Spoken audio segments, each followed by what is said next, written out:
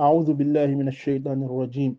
بسم الله الرحمن الرحيم. الحمد لله رب العالمين، والصلاة والسلام على أشرف الأنبياء والمرسلين سيدنا محمد وآله وصحبه ومن تبعهم بإحسان إلى يوم الدين. اللهم علمنا ما ينفعنا وانفعنا بما علمتنا وزدنا علما. سبحانك لا علم لنا إلا ما علمتنا إنك أنت العليم الحكيم. وعلمك ما لم تكن تعلم، وكان فضل الله عليك عظيما. وعنده مفاتح الغيب لا يعلمها إلا هو، ويعلم ما في البر والبحر، وما تسقط من ورقة إلا يعلمها، ولا حبة في ظلمات الأرض ولا رطب ولا يابس إلا في كتاب مبين. إلهي فوضت الأمور جميعها إليك فدبرها بما شئت والدفي، وسلمني اللهم يا ربي واحمني، وخذ بيدي وامن وجد وتعطفي. ثم أما بعد، قال السلطان الناصر لدين الله والآسر الكاسر لأعداء الله سيدي أبو حفص عمر بن سعيد الفوتي رضي الله تعالى عنه وأرضاه ونفعنا به في الدارين آمين. إن الهدى في الذكر والسنة قط، وما اهتدى المعرض عن هذين قط. ما دون الأئمة الأعلام تفسير هذين به يرام، ومنهما تحقيق ذا يرام، ومن خلا عن واحد يلام. وجامع الكل هو الإمام في أي عصر كان، والسلام سيد تال. بندرا بتدوب هدي بسم الله مودن دن جنga دفتنا مدن نيل العلوم من شتى الفنون للعبد الفقير إبراهيم المالي. نجنجين مقدمة، نجنجن الفصل الأول، نجنجن الفصل الثاني. الفصل الأول يهنوك في تعريف العلم وذكر أنواعه. الفصل الثاني يهنوك في تعريف العقل وذكر أنواعه. هند جاري الفصل الثالث في آداب طلب العلم وبيان فضله. الفصل الثالث دمل تتبل كيرول تتبول في آدابي هata ko en nediji dalabil ilmi no gandal dabbirte, holno nediji di neddo jogoto so ne dabba gandal ko dum kalaten hande. O bayani e fenyinde fadlihi bural gandal ma en kal kadi bural gandal, bural ko Allah wade gandal. O wi wal ilmu kanzul la yuba'u wa innama huwa fi suduri wa dunahu aqfalu. wal ilmu kanzul la yuba'u wa innama huwa fi suduri wa dunahu aqfalu. وله جناح طالب ومعلم للفهم ذا ولذلك الإقبال. وله جناح طالب ومعلم للفهم ذا ولذلك الإقبال. فاختر لنفسك عالما بفنونه والعلم نور بالهدوء ينال. فاختر لنفسك عالما بفنونه والعلم نور بالهدوء ينال. فاختر لنفسك عالما بفنونه والعلم نور بالهدوء ينال. والصبر زادك والتفطن والتقى عون عليه وربما الترحال. والصبر زادك والتفطن والتقى عون عليه وربما الترحال. واقصد بعلمك وجه ربك خالصا إذ كل علم دون ذاك وبال. واقصد بعلمك وجه ربك خالصا إذ كل علم دون ذاك وبال. والعلم يشرف قدره تبعا لما هو أصله أو ما إليه يؤال. والعلم يشرف قدره تبعا لما هو أصله أو ما إليه يؤال. والحفظ أسهل في الشباب وقبله ولربما بعد المشيب يضال. والحفظ أسهل في الشباب وقبله ولربما بعد المشيب يضال. من كان يحسب أنه متكاسلا يحبي العلوم فإنه مخبال. من كان يحسب أنه متكاسلا يحوي العلوم فإنه مخبال. والعلم بحر لا مجال لنزحه وبفضل ربي والجهود ينال. والعلم بحر لا مجال لنزحه وبفضل ربي والجهود ينال. ونتيجة العلم التي لا يرتضى من دونها شيء هي الأعمال. ونتيجة العلم التي لا يرتضى من دونها شيء هي الأعمال. فعمل بعلمك إن هديت لنيله وبقدر ما تهديه منه تنال. فعمل بعلمك إن هديت لنيله وبقدر ما تهديه منه تنال. دون دمال هادي. بسم الله ووي والعلم غندال كون جياتاكو كنزون كون غالو مawɗo mawɗo mawɗo mo hono muɗum ala. غندال hono muɗum ala ene jeey kongol anduɓe man arada dunya fa alayhi bil ilmi ومن أراد الآخرة فعليه بالعلم ومن أرادهما معا فعليه بالعلم. جدو أدنى يو جانغو، جدو الآخرة يو جانغو، جدو أدنى الآخرة يو جانغو. غندال كونغالو مهونو مودوم على. والعلم غندال كنزوم كونغالو. ngalu ngu non la yuba'u yeyataake de wana ko ngalu medi nata jere medi sodoya ala wana non. wona mbiɗa naata jeere mbiɗa soodoya gandal wona aduna ko moƴƴereji tati ɗe hono mun ala so geɗe aduna fof ndendi ko geɗe tati ɓuri moƴƴude gandal e jawdi e laamu ɗeɗo geɗe tati woni dakmitari aduna ɗeɗo ɓuri moƴƴude kala ko wonno e aduna gandal e jawdi e laamu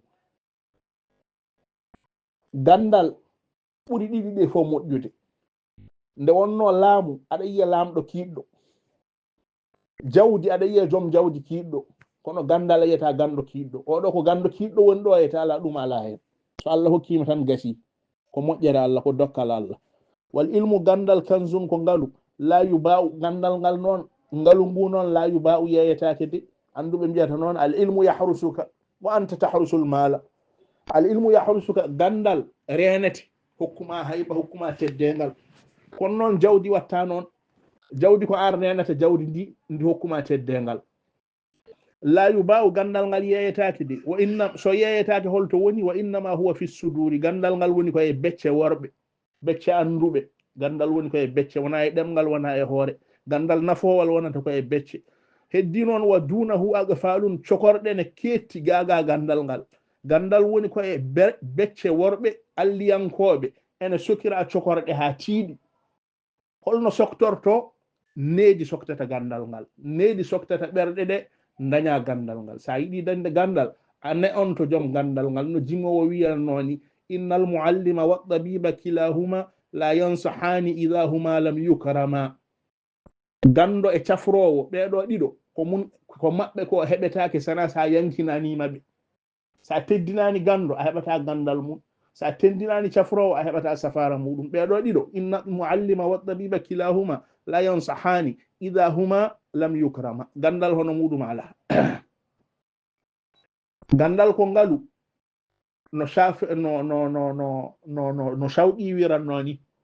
ɗum lil muallimi wa fihi tabjila kada al muallimu an yakuna rasula ara'aita a'lama aw ajalla min alladhi yabni wa yunshi'u anfusan wa uqula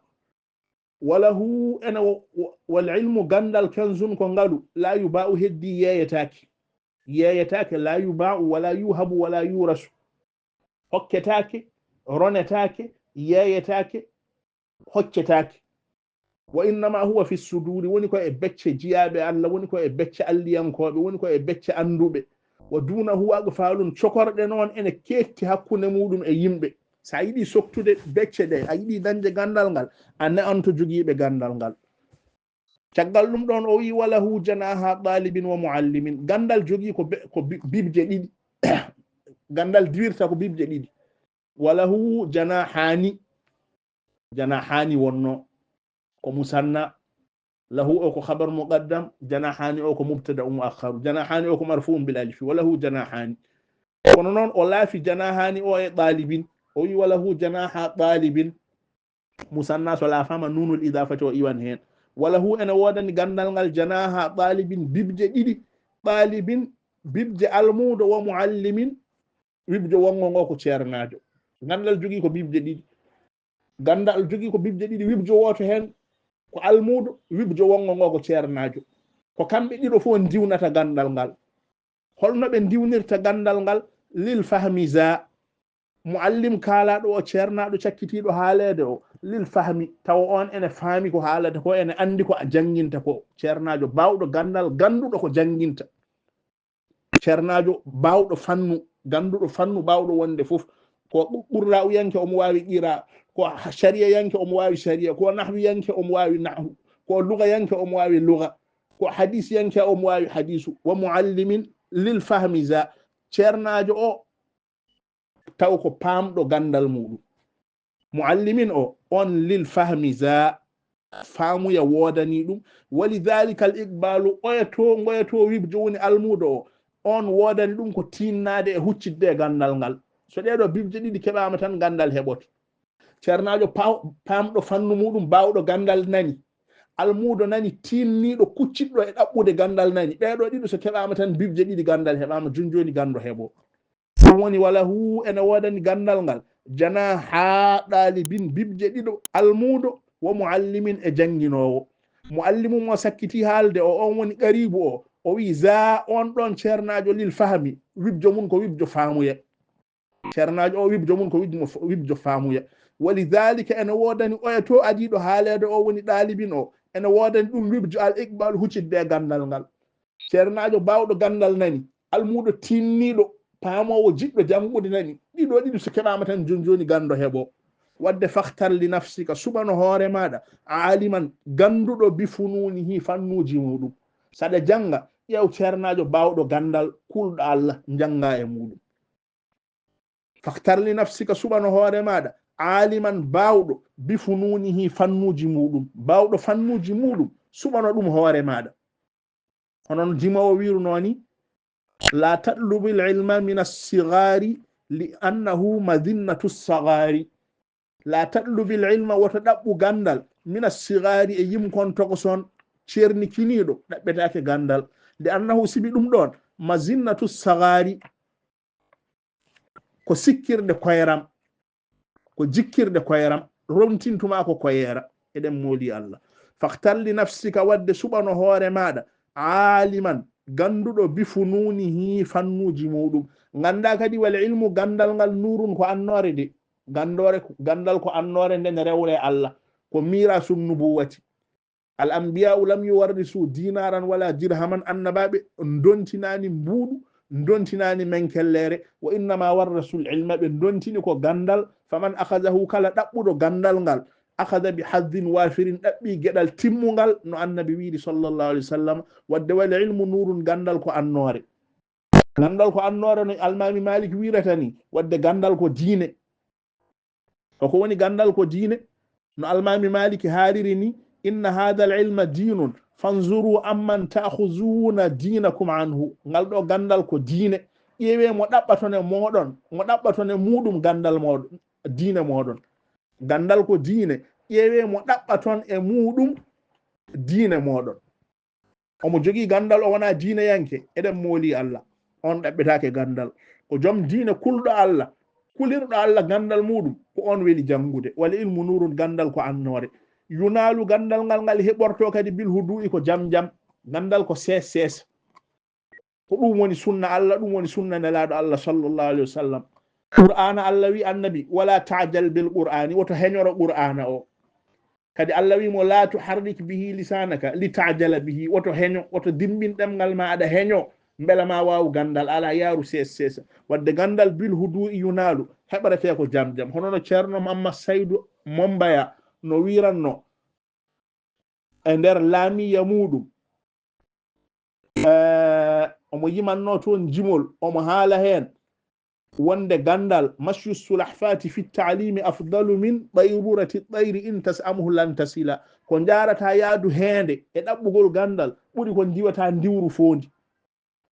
ɗum woni wal ilmu gandal nurun ko annore yunaru heɓorto bil hudu'i ko jam heddi hoko wallata neɗɗo heɓde gandal wasabru zaduka jooɓaari maɗa e gandal ko muñal ma muña watta faɗɗuno tawa kadi ka neɗɗo ƴoƴɗo wattuga tawa kadi ka kulɗo Allah muñal e ƴoƴere e kulol Allah awnun alayhi ɗeɗo fof ene balla gandal ɗum ɗo woni sarɗiji gandal wa rubbama ene wawi noon walluma e gandal attar haalu ɗannade ɗannoɗa immoɗa e wuuro maɗa jaaha wuuro wongo ɗaɓɓoya gandal ɗum ɗon ene wawi walliddema e dañde gandal ngal nde wonno saɗa e wuuro maɗa en aɗa jogui kono sohlimma kono sa teeloyi wuuro wongo ko an goto woni toon wo sabru muñal zaduka woni jooɓaari maɗa watta faɗɗuno e ƴoƴere wattuga e kulol Allah awnun alayhi ɗiɗo fof ene balla e gandal wa rubbama ene wawi kadi attar haalu ɗangal walluma e gandal sa muñani a heɓata gandal sa ƴoƴani a heɓata gandal sa hulani Allah en mbiyata a heɓata gandal kono sa heɓi gandal ngal nafoore ala hen eɗen mooli Allah wonata ko hujja e dow maɗa yo tawaɗa wonde e kulol Allah ɗangal ngal noon a ɗannima a ɗannaki fof aɗa wawi heɓde gandal kono sa ɗannima ɓurata yawde heɓde gandal caggal ɗum ɗon o wi waqsid bi ilmika fanditoro gandal maɗa wajaha rabbika jaati joome halisan tawa aɗa laɓɓini anniya maɗa yo laaɓ baytol gadimol ngol jofoto ko imamu Shafi'i haalanno ko akhi lan tanala al ilma illa bi sittatin sa umbi ko an tafsiliha bi bayani zaka'un wa sabrun wa ijtihadun wa bulghatun wa nasihatu ustazin wa dulu zamani ɗum o yiɗno rindinde e jimol gadaningol ngol waqsid bi rabbi ilmika faandito e gandal maɗa wajha rabbika jaati joome khalisan laɓɓina anniya maɗa laɓɓin anniya maɗa nde ɗaɓɓata gallal وقد روينا عن كرام جلة أبا علينا العلم إلا لله غندال كما وانا الله تن أبته هن النبي نهدي ندون أبته غندال تو أن يلو هن أدنى دم مولي الله وقصد بعلمك فاني تو غندال ماذا وجه ربك يسو جومي خالصا لبنا أنيا ماذا إذ كل علم سبك لا غندال دون ذاك غال ألدا لبنقول أنيا وبال وانت تكو لبت اتشاديلي jibinta tan ko bone eɗen mooli allah e nulaaɗo muɗum wal ilmu o wi gandal yasrufu qadruhu martaba gandal ene ɓamto taba an ene woni hunde jokkinde lima huwa asluhu ko woni lasli gandal ngal gandal ngal ñangatangal lasli maggal ko wawi wonde fof ɓural maggal koye ɗum tolnodirta qur'ana o immi koye jomiraɗo sa jangi qur'ana a jangi ko immi to Allah a jangi gandal ngal hono muɗum ala a jangi fiqhu o immi koye sharia a jangi gandal ngal hono muɗum ala a jangi hadis o immi koye nelaɗo Allah sallallahu alaihi wasallam a jangi gandal ngal hono muɗum ala a jangi nahwu janguɗa ko ɗemgal arabeɓe immi koye ɗemgal arabeɓe to ɗemgal arabeɓe ngal ɗol tolni fof ko ɗon nahwu o tolnoto a jangi sarfu ko noon wayata a jangi lugatu ko noon wayata gandal ngal ɗaɓɓuɗa fof ko ngal iwe muɗum kono martaba mum wayi fof ko noon gandal ngal wayata gande ene ɓurodiri o yiɗi wiidema wal ilmu yasurfu qadruhu martaba gandal ene towra taba allima huwa asluhu rewde eko wonno lasli gandal ngal gandal jokki koko wonno lasli gandal ngal sa jangi ilmul kalami ko tawhidu o jokki ko e holɗum jokki ko e jomiraɗo subhanahu wa ta'ala wadde tawhidu mo ñanguɗa o hono muɗum ala ma jokki gandal ngal ko ne wonno lasli maggal aw ma ilayhi wa aluma walla ko ngal wattinoyta e muɗum ko gandal ngal ko ngal wattinoyta e muɗum ko no martaba mum foti fof ko noon gandal ngal foti wadde qur'ana hono mun ala khayrukum man ta'allama al-qur'ana wa 'allamahu fiqhu hono mun ala man yuridillahu bihi khayran yufaqihu fi ddin gande ɗe fo ene moƴƴi kono noon ade ɓurodiri o yiɗi wiidema wal ilmu gandal yasurfu qadruhu martaba mun ene towa taba allima huwa asluhu jokkata koko wonno lasli gandal ngal rewata koko wonno lasli gandal ngal aw ma ilayhi yaw aluma walla ko gandal ngal ene once e muɗum gandal ngal ko ene wattinoya e muɗum gandal ngal ñanguɗa ngal so ngal wattinoyta koye wonde mufassiru hono maggal ala gandal ngal janguɗa ngal so ngal wattinoyta koye wonde mu'arrihu hono maggal ala gandal ngal ñanguɗa ngal hono maggal ngal wattinoyta ko wonde muhaddisu hono maggal ala gandal ngal ñanguɗa ngal wattinoyta ko wonde baɗowo hisabu ngal fotane ɗe to gande gandal ngal ñanguɗa ngal wattinoyta koye wonde docteur cafrowo ɗabibu ngal fotata e ɗe to gande wal ilmu gandal yasurfu qadruhu martaba mun ene towa taba allima huwa asluhu rewde ko wonno lasli gandal ngal koko jokki e ko wonno lasli gandal ngal aw ma ilayhi wa aluma walla ko angal wattinoya e muɗum wal hifzu huñade ene walla neɗɗo e gandal huñade nde ashalu ɓuri newade noon fi shababi koto gonɗa suka ɗo wa qablahu e ko adi cagatagal gandal ma huñe seeɗa mo kuñiɗa ɓuri ko heewi ko a huñaki wal hifzu huñade nde noon ashalu ɓuri newade fi shababi ko e cagatagal wa qablahu ma walla ko adi cagatagal woni cukaku tawa hakkille one yeewi a sohliɗani jawdi a sohliɗani rewɓe a sohliɗani ɓiɓɓe ko nden gandal weeli huñade wala rubbama ene wawi yuɗalu gandal ngal weeɗane ngal fooɗane baadal mashibe hay caggal nayew gandal ne wawi fooɗanede caggal nayew heɓe kono noon heewani yawani wala rubbama ene wawi yuɗalu ngal fooɗane baadal mashibi caggal nayew ene woodi e anduɓe jangirɓe nayew mbawi gandal ko eno cheikh Khalid al-Azhari joom muqaddimatul azhariya fi nahwi o jangiri ko ene yaade duuɓi 60 kono wawi gandal datti yimɓe fof ene waɗade kono noon heewani joom daaliya o yuusi al-imam al-yuusi ɓe mbi ko noon wano wal hifzu huñade gandal ashalu ɓuri newade fi shababi ko e cagatagal wa qablahu eko adi cagatagal woni cukaku wala rubbama ene wawi yuɗalu gandal ngal fooɗane huñade nde fooɗane baadal mashibi caggal nayew heddoto ko jangate arabeɓe gande maɓɓe pecci ko pecce ɗiɗi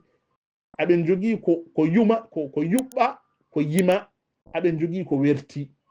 ko yuɓɓa yima ko wiye nasmu ko werti ko wiye nasru nasmu o nusima li yuhfaza kala ko yima yimra ko ha huñe nasru o wertira li yufhama ko ha faame kala ko werta ko ha faame nasmu kala ko ɓe nasmi sa huñaki ɗum a naftorta ko ɗum kala deftere nde ñannguɗa so tawi ko nasmu sa huñaki way kono gonɗa koye fijde ni a naftorta ko kala ko yuɓɓa waɗa nasmu a huñata ɗum sa yiɗi naftorade ɗum nasru o jangirte ko ha faame heddi nasru goto tan kuñeteɗo e leyde asaman ko qur'ana o ɗum woni wala qad yassarna alqur'ana lizikri fa hal min muddakirin qur'ana ene huñe taw wona nasmu nde wonno ɗum ko sirru mo Allah waɗe qur'ana kono ko heddi ko wawa huñede hay lakhdari neɗɗo wawa huñade lakhdari ala ko haali khalil kam eɗen mbiya tan kaarine huñi khalil firti ko kala masala kaalaɗo e khalil ene hakkille makko kono sen darnimo ɗo en mbimo yo wi yaqulul faqirul muɗɗarru ha fala iskala o wawa hay sen darnimo lakhdari tan en mbimo awwalu ma yajibu alal mukallafi hawa yettoyo wo yattiruka yaqinahu wa yarji ilayhi mbiɗon yo dursito o wawa dursitade masalaji ɗi ne koɗa e hoore makko wiya omo huñi khalil masalaji ɗi koɗa e hoore makko wiya omo huñi arisala kono noon o wawa huñade ɗum sen darnimo en mbiyo dursitu wal hifzu huñogol ashalu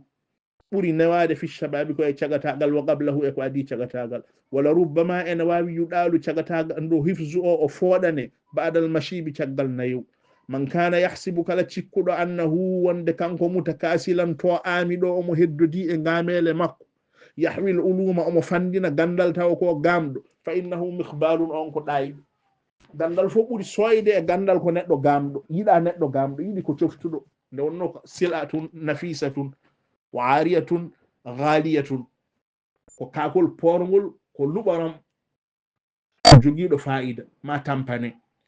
mbeɗi janga mbeɗi aami ɗum ɗon yadata mobbo hamoye daasi Allah yurmo ɗum yaafo ɗum o wi kala ko wonno e aduna neɗɗo ne daña ɗum sana geɗe ɗiɗi aɗa wawi dañde hunde fof e aduna tawa tampani sana geɗe ɗiɗi mi dañi gandal mi tampani ɗum ɗon woodani mi hajji mi tampani ɗum ɗon woodani mi waɗoyi jihadi mi tampani ɗum ɗon kadi woodani ɗum woni man kana yahsibu kala cikkuɗo annahu wonde kanko mutakasilan to amiɗo yahwil uluma omo fandina gande fa innahu on ɗon mikhbalun ko ɗayɗo mikhbalun ko mifalun min alkhabali immorade ɗaydi wal bahru o wi gandal ndo wal ilmu gandal bahrun ko maayo la majala li nazhihi lawol alana wekkude maayo ngo maayo wekkota ko gandal ko noon way a wawa dañjude fof wonan ko dañƴa hen tan a hokkan gandal ngal hoore maɗa fof hokkuma seeɗa e muɗum aɗil ilma kullaka yuɗika ba'dahu a ɗaɓɓan gandal ngal dokka hoorema fof gandal ngal hokkuma seeɗa e maggal sa hokki gandal ngal seeɗa e maɗa a heɓata hunde e maggal wo bi fadli rabbi koye ɓural jomam wol juhude e tinnare yunalu gandal ngal dañete gueɗe ɗiɗi dañata gandal tinnare maɗa e tawfiqu jomiraɗo woni ɓural jomiraɗo aɗa tinni Allah ne feccanma nden keɓata gandal wal ilmu gandal bahrun ko maayo la majala li nazhihi wawa wekkede la majala lawol alana li nazhihi horsude maayo ngo maayo horsotako ma hawal ilma jami'an ahad la walaw marasahu alfasana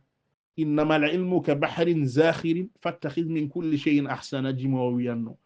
wa natijatul ilmi gandal ngal kam hoko nafata wa natijatul ilmi ɗum ɗo ɓuri fof himmude natija nafoore gandal allati ngal ganduɗa la yurtada shay'un min duniha hay hunde weletake ko jiidane e muɗum hiya al a'malu ko gollirde gandal ngal wona gandal ngal tiiɗi de ko gollirde gandal ngal tiiɗi gandal sa dañi yo tawa aɗa gollira wa natijatul ilmi nafoore gandal allati ngal ganduɗa la yurtada shay'un hay hunde weletake min duniha ko jiidane nafoore ngal ɗon gandal hiya al a'malu ko golle ɗe gollirde gandal ngal nafoore wonde e gandal ko gollirde gandal ngal wiyete gandal nafoowal kala gandal ngal golliraka nafata wa qila inna al ilma yabghi al amala in yulfihi qarra wa illa irtahala gandal so are maɗa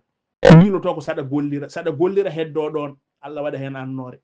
ɗum woni wattaqullah wa yuallimukumullah kule Allah Allah andina moɗon so tawi golliraka yaha e laabi muɗum wa qila innal ilma yabghi al amala in yulfihi qarra wa illa irtahala fa'mal bi ilmika o wadde gollir gandal maɗa in hudita li naylihi so Allah feccanima dañde gandal ngal sa dañi gandal gollir gandal ngal wa bi qadri ma tuhdihi minhu fodde ko aɗa hokkira e gandal tanalu ɓeyduɗa dañde gandal ɗum ɗon ko misa ko ɓural ngal Allah waɗe gandal ngal ala e hunde wonde ko wona gandal kala ko dañƴa sa hokkiri ustoto sana tan gandal sa dañi gandal a hokkiri a jangini ñande fof koko ɓeydoto ɗum koye ɓural ngal Allah waɗe gandal fa amal bi ilmika gollir gandal maɗa in hudita li naylihi so Allah feccanima dañde gandal ngal wa bi qadri ma tuhdihi fodde ko aɗa hokkira e gandal ngal minhu tanalu minhu wa bi qadri ma tuhdihi fodde ko aɗa hokkira gandal ngal tanalu minhu ɓeydoɗa dañde hen kala no dokkirirɗa gandal ngal ko noon ɓeydortoɗa dañde gandal ngal jimol gotol yawtiɗo ene wiya waqsid bi ilmika wajha rabbika khalisan wonko woodi ene wiya at tawfiq gando mawɗo goɗɗo ene wodno ene wiya taqiyuddin subki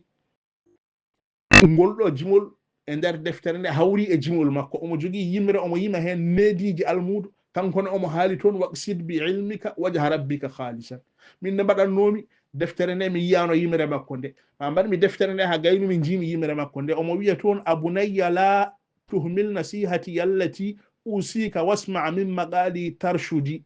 احفظ كتاب الله والسنن التي صحت وفقه الشافعي محمدي وعلم أصول الفقه علما محكما يهديك للبحث الصحيح الأيد وتعلم النحو الذي يدني الفتى من كل فهم في القرآن مسدد وتعلم النحو الذي يدني الفتى من كل فهم في القرآن مسدد واسلك سبيل الشافعي ومالك وأبي حنيفة في العلوم وأحمد وطريقة الشيخ الجنيد وصحبه والسالكين سبيلهم به مقتدي واتبع طريق المصطفى في كل ما يأتي به من كل أمر تسعدي واقصد بعلمك وجه ربك خالصا جمول فكرنde e ko feccere ko haali ko hawri net taw meeɗa yiide yimre makko nde ɗum ɗon mi yettiri ɗum Allah hano feewi waqsid bi ilmika wajha rabbika khalisan tadfar bi nayli salihina wa tahtadi yimre moƴƴere omo haala ɗum toon kanko imamuddin subki taqiyuddin subki wa sallallahu sallama wa baraka ala sayyidina muhammadin wa alihi wa sahbihi ajma'in